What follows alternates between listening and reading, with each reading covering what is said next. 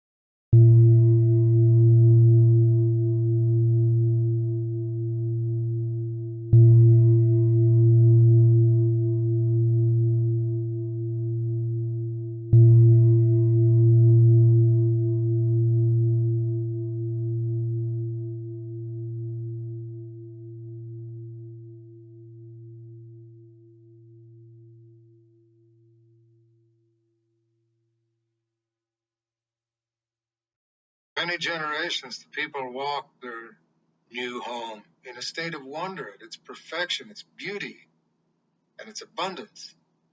But prior to their arrival, Creator had called the animal people together in a great circle.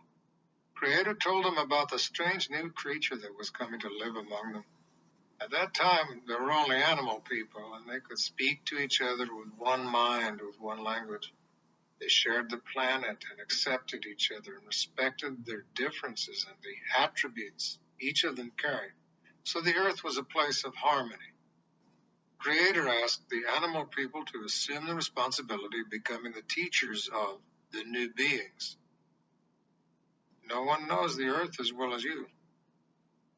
There are no other beings who respect it so greatly or who have the vision to see it as it is, as alive and as a spiritual being. This makes you the most natural of teachers. I want you to take the responsibility of teaching the new ones how to live upon it, how to learn from it, and how to use it to find their way to the highest possible expression of themselves. This is what Creator told them. Naturally, because they loved the earth and because of the magnitude of Creator's request, the animal people accepted this great honor. When the first Anishinaabe emerged from the earth and began to walk around, the animal people introduced themselves and became the Anishinaabe's guides and advisors according to Creator's wishes. They allowed the new beings to become their family, and a relationship was born. With such forthright guides, the human beings flourished. Whenever there was doubt or hesitancy, there was always a member of the animal people to show the way. Sometimes animals gave up their lives to allow the new beings to live and grow. And it was in this way that sacrifice became a spiritual principle. At that time in their history, the human beings recognized sacrifice for what it was and learned to offer prayers and to be thankful for the mercy shown by their teachers. For a long time, there was peace and an overwhelming feeling of community and family upon the earth. But then a strange thing began to happen. Creator had told the animal people that the new beings would differ from them in one striking way. They would come out upon the earth not knowing who they were. Unlike the animal people, who were born knowing this, absolutely, the human beings would arrive with no understanding of their identity. Their spiritual mission would be to come to that understanding. To help them, Creator would send them out into the earth bearing strange gifts that would help them discover themselves and fulfill their destiny and their purpose. One of these gifts was the ability to dream. With this gift, the human beings would create amazing works of art, invent awesome tools, and eventually come to inhabit all corners of the earth. But each new invention would take them further and further away from their teachers. It would be hard, but Creator asked the animal people to be strong through those times and remain true to the new ones. Because they were spiritual beings, the animal people swore to uphold their role. The second of these gifts was reason. Because the animal people were born knowing exactly who and what they were, they had no use for reason. They reacted to the world spiritually. But the new ones needed a tool to discover the importance of a spiritual way, and reason was that tool. They just did not recognize it as such. Instead, the newcomers would begin to trust the power of their minds over the power of their spirits, and they would become lost and lose touch with the earth. Again, Creator asked the animal people to remain steadfast in their role and not abandon them. Again, they swore to remain true to their new brothers and sisters. Many moons passed. As dreams came to them, the human beings began to change. They moved away from the one mind the animal people had shown them and created their own language. With this new way of talking, the animal people could not share their knowledge with them. The newcomers began to reason that there were ways of getting more of the bounty the earth provided, and it was then that greed and envy were born, and the fear of lack, of not having enough. With this new development, true community was fractured and the human beings split up into separate bands. The people began to live in the opposite of the spiritual way. They followed the lead of reason, and their ability to use the spiritual power of dreams shrank and withered. Jealousy, fear, suspicion, and mistrust began to grow among the separate bands, and the animal people could not reach out to them anymore. The spiritual ones among the newcomers tried to remind them of their original instructions to walk gently upon the earth and to do each other no harm. But fear is the companion of reason, and even though their animal guides offered them guidance, the people were too busy plotting against each other and refused to listen. They had come to reason that those who owned more held more power. Power became more vital than anything. Harmony was lost. It was then that Creator determined to flood the earth and begin again. But Eagle flew to Creator and asked for a favor. "We have sworn to be their teachers and their guides," Eagle said. "There's not a one of us who does not respect that oath and seek to continue in our role. So allow me to fly around the world and find one spiritual human being to bring to you for instruction. If I cannot find such a one, then continue on this path." Creator respected Eagle's courage and loyalty. Creator granted the favor, and Eagle flew off in search of a pure heart and a pure spirit. She flew for many days. She traveled enormous distances to every place the human beings had come to reside, and everywhere she saw evidence of their straying from the spiritual way.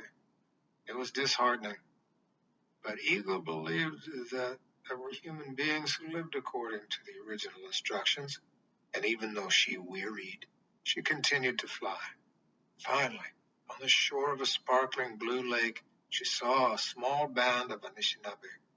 As she soared over them, she saw that they were still living in a spiritual manner, and her heart was gladdened.